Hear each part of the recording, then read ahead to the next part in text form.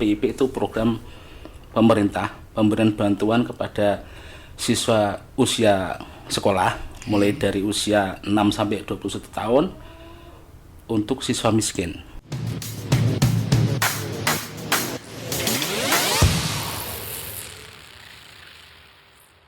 Baik, Assalamualaikum warahmatullahi wabarakatuh. Berjumpa lagi dengan saya Hamam Faizin pada acara Madrasah Podcast atau Modcast. Alhamdulillah kali ini kita sudah mengundang narasumber yang kebetulan beliau ini menjadi person in charge atau PIC dari program mandatori dari pemerintah Indonesia, yakni program Indonesia Pintar. Beliau adalah Bapak Haji Fahrul Rozi. Selamat datang Pak Fahrul Rozi. Selamat datang Mas Hamam. Baik Pak Fahrul Rozi, kita akan bincang-bincang santai saja tentang program Indonesia Pintar. Kita sering dengar Pak program ini, tetapi kita belum tahu detailnya seperti apa. Mungkin Pak Fahrul Rozi bisa menjelaskan secara singkat sebetulnya PIP itu apa, kemudian diperuntukkan bagi siswa-siswi jenjang apa saja, berapa besarannya, dan berapa kali dia bisa dicairkan, serta persyaratan-persyaratannya apa saja. Silakan Pak Fahrul. Oke, baik, terima kasih Mas Hamam ya. Sebelumnya saya sapa dulu teman-teman di madrasah. Assalamualaikum warahmatullahi wabarakatuh. Waalaikumsalam. Terima kasih atas undangannya untuk mengikuti ngobrol santai dengan Mas Hamam terkait dengan program yang ada di Kementerian Agama, khususnya adalah PIP ya. Jadi PIP Mas Hamam ya, kalau kita lihat di juknis kita bahwa PIP itu program pemerintah pemberian bantuan kepada siswa usia sekolah mulai dari usia 6 sampai 21 tahun untuk siswa miskin. Miskin ya, miskin. Perlu digarisbawahi miskin. Iya, miskin dan rentan miskin, seperti itu. Kemudian dasar hukum yang menjadi program itu dilaksanakan oleh pemerintah adalah adanya Inpres nomor 7 tahun 2014 tentang pelaksanaan program simpanan keluarga sejahtera, program Indonesia Pintar dan program Indonesia Sehat. Yang tujuan utamanya adalah ingin menciptakan masyarakat yang sejahtera, adil dan makmur, seperti itu. Itu tujuan utamanya. Nah, PIP ini adalah salah satu turunan dari Inpres tersebut yang kemudian untuk dilakukan oleh instansi terkait seperti Kemdikbud, kemudian Kementerian Agama. Nah, di Kementerian Agama itu kan sebagai dasar kita melakukan program tersebut ada kemudian terbit KMA nomor 14 tahun 2015 tentang pedoman program Indonesia Pintar pada Kementerian Agama yang sudah diperbaharui dengan KMA nomor 258 tahun 2015. Nah, itu yang menjadi landasan kami Kementerian Agama melakukan program Indonesia Pintar yang dalam hal ini dilakukan oleh Direktorat KSKK Madrasah, Direktorat Jenderal Pendidikan Islam. Nah, kemudian apa tadi? PIP ini diperuntukkan untuk usia belajar 6 sampai 20 tahun ya. 20 tahun ya. 21 tahun. 21 tahun. Jadi berarti MI mulai MI ya. Mulai MI sampai dengan MA. Okay. Kemudian nilai bantuan yang diberikan untuk tingkat MI itu sekitar 450.000 per tahun. Okay. Kemudian untuk jenjang MTS 750.000 per tahun. Okay. Untuk aliyah 1 juta. Dan itu diterimakan dalam satu termin 1 tahun. Jadi tidak ada nanti semester pertama dapat berapa, kemudian kedua enggak, seperti itu. Kita terimakan sekali dalam 1 tahun. Oke, sekali dalam 1 tahun langsung sejumlah yang harus diterima itu. Iya. Melalui mekanismenya melalui ATM atau ke madrasahnya? Kita sudah menggunakan bantuan cashless, jadi non tunai ya. Non-tunai, oke. Jadi kita kerjasama dengan mitra bank penyalur. Ya. Dalam hal ini ada BNI, kemudian ada BRI dan BSI. Oh maaf, untuk yang BNI sudah tidak lagi, sudah ada perubahan kebijakan dari pimpinan. Kita menggunakan Mandiri untuk jenjang MTS dan Alia. Kemudian untuk MI itu kita menggunakan Bank BRI. Oke. Nah khusus untuk Provinsi Aceh kita menggunakan Bank BSI karena kita mengikuti peraturan gubernur ya, konon gubernur bahwa semua transaksi perbankan harus berbasis syariah seperti itu. Itu anaknya menerima ATM gitu ya? Atau dibikinin rekening sendiri kemudian disalurkan? Ya. Atau bagaimana? Nanti bantuannya mereka akan menerima apa ya? Buku simpel, simpanan pelajar. Oke. Kemudian Tabungan lah dikasih ya. buku tabungan yang tidak ada biayanya. Oke, gratis. Gratis semuanya, administrasinya, kemudian pemilihan rekening juga nggak ada, 0 rupiah semuanya. Dan nanti mereka dikasihkan ATM. Oh, ATM yang terintegrasi dengan kartu KIP. Jadi Oke. kartu itu sudah ada 2 fungsi nanti, sebagai pengambil uang, kemudian sebagai identitas bahwa dia sebagai penerima PIP di madrasah. Oke.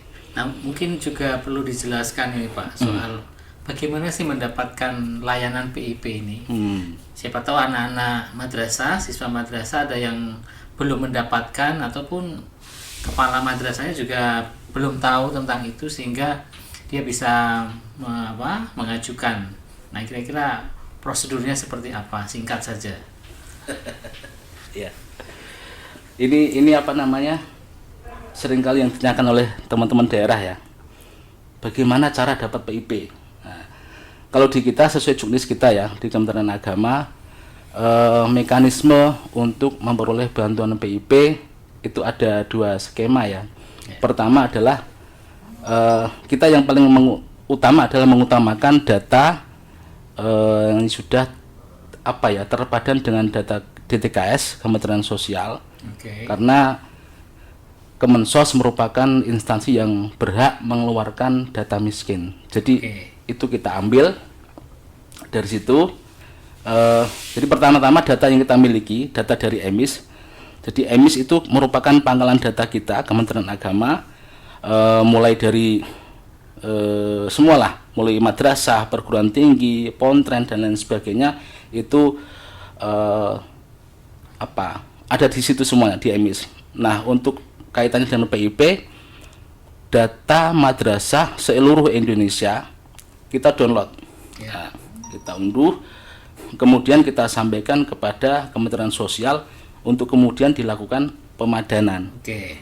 Kira-kira sesuai enggak dengan mereka. Kemensos, ya? Iya. Jadi nanti ada ketentuan di sana yang masuk kategori miskin akan mereka checklist, Sortir. kemudian disortir ya, kemudian disampaikan kami.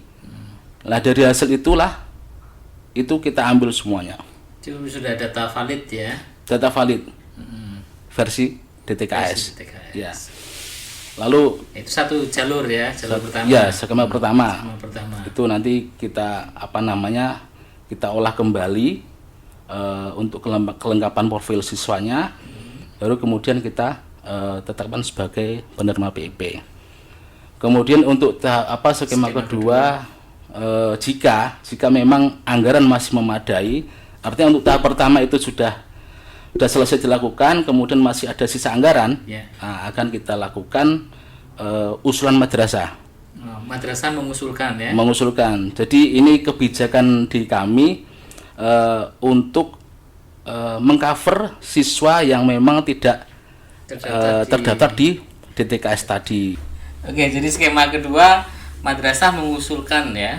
Ya, skema kedua madrasah mengusulkan siswanya yang memang benar-benar miskin, dengan dibuktikan surat keterangan tidak mampu dari pejabat wewenang. Pejabat berwenang ya seperti kelurahan itu bisa kita akomodir. Nah, itu diusulkan ke siapa? Ke Kemenak atau langsung ke pusat? Nah, prosesnya kita memberitahukan ke daerah melalui kanwil masing-masing, kemudian kanwil memberitahukan ke kabupaten kota sampai ke satuan pendidikan madrasah, kemudian mereka supaya mengajukan siswa yang memang berhak untuk dibantu. Nah, lagi-lagi ini kita menggunakan aplikasi ya, jadi aplikasi yang kita pergunakan adalah EMIS. EMIS nanti di situ ada fitur untuk pengusulan calon penerima PIP. Kemudian dilakukan input oleh operator EMIS di madrasah masing-masing. Kemudian kabupaten kota melakukan verval lagi, jika memang sudah sesuai mereka approve ya. Approve, kemudian disampaikan ke Kanwil Kementerian Agama provinsi masing-masing. Nah, setelah itu provinsi baru memberikan rekomendasi bahwa ini di wilayah provinsi ini berhak untuk diterima sebagai calon penerima PIP. Nah, di pusat kemudian kita juga masih melakukan verval, melakukan virtual lagi supaya tidak terjadi, ini yang sering kali terjadi adalah duplikasi data. Jadi banyak data ganda yang harus kita screen kembali supaya memang benar-benar yang nanti akan kita SK-kan adalah satu orang, satu nama, dan tidak ada satu alamat. Karena kemarin-kemarin kan banyak sekali yang double ya. Artinya kan nanti kalau double itu sayang uangnya. Yang satu nggak diambil, kemudian dikembalikan kas negara. Nah, kalau dari awal sudah kita filter, datanya benar-benar valid, absah, jadi yang kemungkinan ada ganda bisa dialokasikan kepada calon penerima yang lain, seperti itu. Oke Pak, terima kasih. Selanjutnya untuk tahun ini bantuan PIP itu sudah sejauh mana? Apakah sudah cair atau belum? Dan dalam proses proses pendataan kemudian sampai proses penyalurannya, kira-kira hambatannya apa saja dan bagaimana menangani hambatan tersebut? Ya, terima kasih. Jadi untuk tahun anggaran 2022 ini, Mas Hamam ya, kita kalau bicara soal anggaran ya, kita masih memiliki anggaran yang sama dari tahun ke tahun, yaitu 1,3 triliun. Itu untuk semua jenjang? Untuk semua jenjang, MI, MTS, dan MA, dari tahun ke tahun. Jadi untuk dialokasikan ke sekitar 2.500.000 siswa. Itu kira-kira kalau secara persentase baru berapa persen dana itu? Apanya? Kalau di persentase dari jumlah siswa yang seharusnya menerima PIP dengan anggaran itu mencukupi hanya berapa persen? Wah, enggak terlalu banyak sih sebenarnya. Berapa persenannya kira-kira? Persentasenya paling ya 40% kali ya. Enggak nyampe 50%. Enggak nyampe 50%. Karena laporan dari daerah juga bahwa siswa miskin itu banyak sekali. Dan seringkali kita dapat komplain dari teman-teman di daerah karena tidak tercover ya. Karena enggak tercover tadi. Sementara anggaran kita sedikit, alokasinya cuma segitu ya. Kalau kita bandingkan dengan tetangga sebelah di Dikbud itu emang kita tidak ada apa-apanya. Nah, oleh karenanya dengan anggaran sedikit bagaimana bisa mengcover seluruh provinsi se-Indonesia dan merata, jadi tidak ada ya pokoknya sesuai dengan yang berhak gitu. Makanya untuk data kita sangat hati-hati sekali Mas Hamam ya. Nah, untuk tahun 2022 ini kita masih punya anggaran yang sama dan alhamdulillah di medio semester pertama ya, kalau tidak salah itu di bulan April kita sudah melakukan pencairan untuk tahap pertama. Jadi sudah kita cairkan sekitar 700 miliar dari 1,3 triliun seluruh Indonesia ya, untuk tingkat MI, MTS, dan MA, dan khusus juga untuk Provinsi Aceh. Itu di Bank BSI. Nah, sekarang kita mau mendengarkan penjelasan dari Pak Fahrul Razi terkait dengan pembatalan anak yang berhak mendapatkan PIP itu karena apa saja. Oh iya, baik Mas Hamam. Jadi penerima PIP bisa dibatalkan. Ada beberapa kriteria. Pertama, ketika dia meninggal ya, meninggal. Jadi ketika dia sudah di SK-kan, kemudian di tengah perjalanan proses belajar mengajar dia meninggal, yaitu itu harus dikembalikan kas negara. Kemudian yang harus memproses siapa itu? Nanti ada mekanisme tersendiri. Kemudian ketika dia putus sekolah, jadi sudah nggak mau sekolah lagi gitu, bagong gitu loh. Drop out. Padahal tujuan utama PIP adalah untuk memberikan layanan anak usia dini supaya anak usia sekolah supaya bisa melangsungkan pendidikannya sampai akhir. Ini malah drop gitu loh. Ya, harus dibatalkan. Tidak memiliki hak untuk menerima PIP. Iya. Kemudian dia tidak diketahui keberadaannya, dia posisinya di mana, sama siapa, kan gitu. Itu dibatalkan juga. Kemudian ini kan konteksnya adalah siswa madrasah. Nah, ketika dia sudah pindah ke sekolah umum, walaupun dia tetap sekolah ya, tapi karena dia pindah di sekolah umum ya itu harus dibatalkan. Karena sudah bukan wilayah kita, bukan wilayah madrasah, sudah wilayah orang lain, itu harus dibatalkan. Kemudian tadi yang saya sampaikan, kalau dia ganda, tercatat sebagai penerima ganda, salah satunya harus dikembalikan ke kas negara. Itu nggak bisa diproses. Kalau diproses untuk dilakukan pencairan ya resikonya nanti dia harus mengembalikan. Syukur-syukur masih ada uangnya. Kalau sudah habis gimana? Nah, itu beberapa kriteria yang bisa dilakukan pembatalan sebagai penerima PIP. Nah, saya pernah dapat pertanyaan ini, Pak. Jadi anak ini mungkin di kelas 1 itu sudah pernah mendapatkan PIP. Tetapi di jalan tahun kedua orang tuanya ini diterima menjadi PNS begitu. Artinya dia sudah tidak miskin lagi. Ya. Nah, apakah itu juga bisa dibatalkan gitu? Sebenarnya bisa saja, tapi kalau misalnya dia sudah terlanjur melakukan pencairan, ya mau nggak mau, mungkin di tahun berikutnya dia dibatalkan sebagai penerima. Nah, kalau tahun sudah di tahun berikutnya, karena yang sudah tahun berjalan kan yang namanya rezeki nasib kan tidak ada yang kita tahu ya. Jadi kalau sudah haknya di tahun berjalan ya sudah, silakan saja.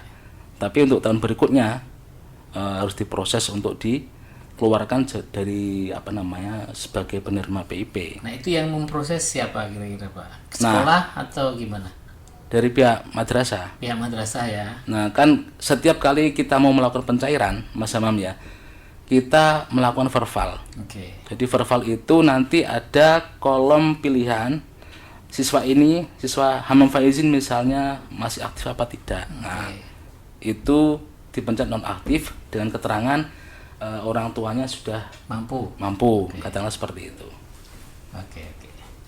Oke, baik Pak, kita lanjut ke beberapa pertanyaan yang sudah kita himpun baik dari YouTube maupun dari fanpage Direktorat KSKK Madrasah. Saya akan bacakan beberapa saja yang mudah-mudahan bisa mewakili suara dari pengelola PIP yang ada di madrasah. Baik, begini. Dari MTS Al Ihsan Batu Jajar. Izin bertanya, kenapa di madrasah saya kok keterangan validasi ditutup dan di menu validasi masih ada siswa yang sudah lulus? Kira-kira gimana ini, Pak?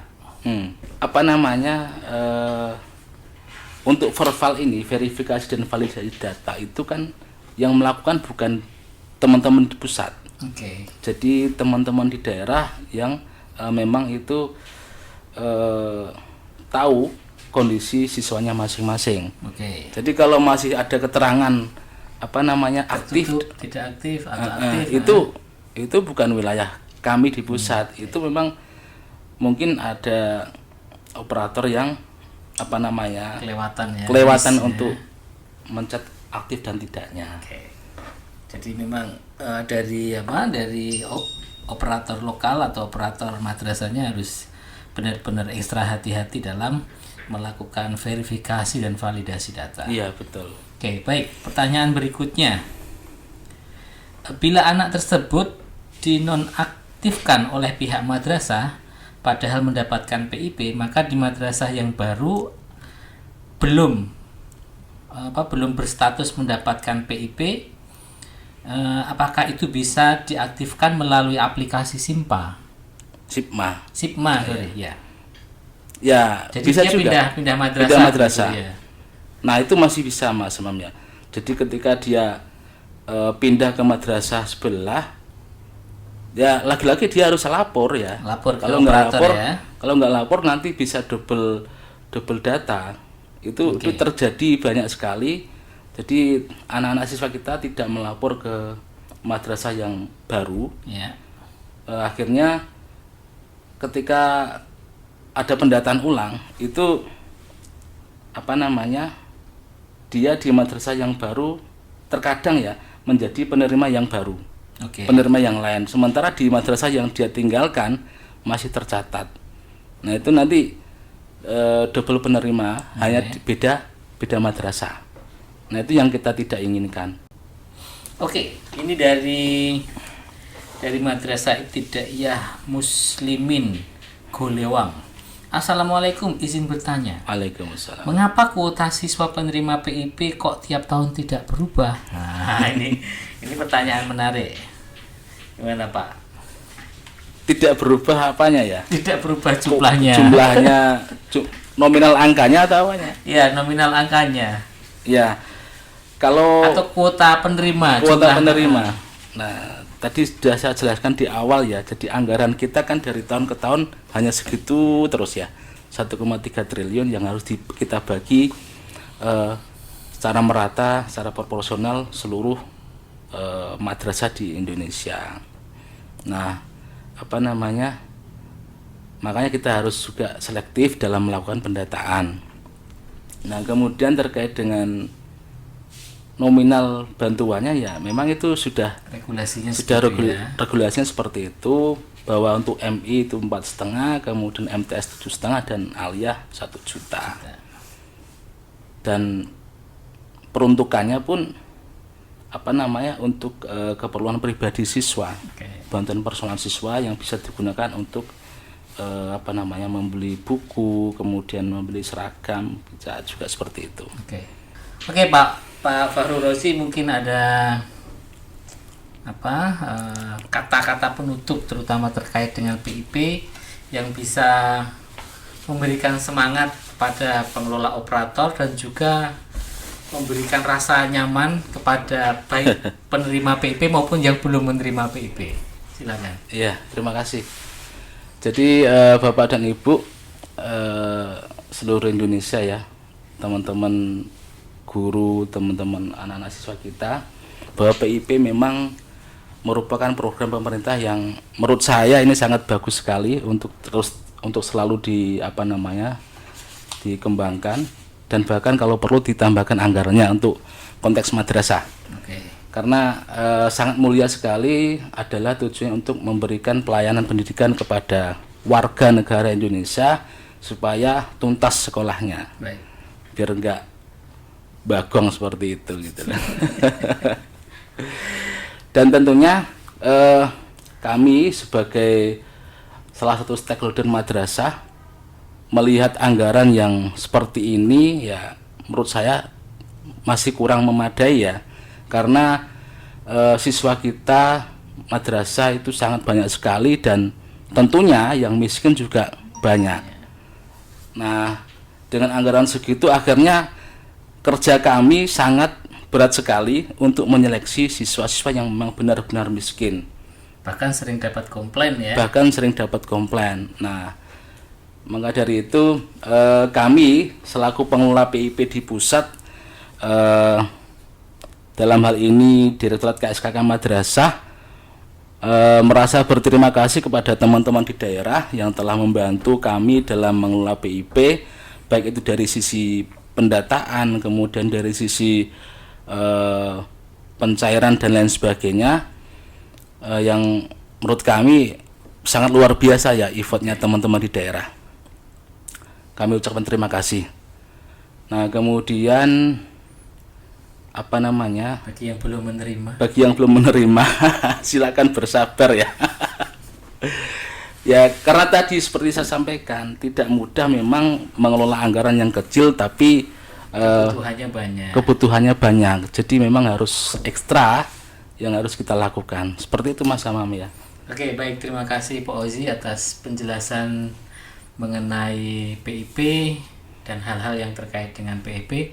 Mudah-mudahan sahabat madrasah semuanya bisa mengambil manfaat dari penjelasan Pak Oji. Kurang lebihnya kami minta mohon maaf. Saya kira cukup sampai di sini. Sampai bertemu di acara podcast selanjutnya. Wassalamualaikum warahmatullahi wabarakatuh. Waalaikumsalam warahmatullahi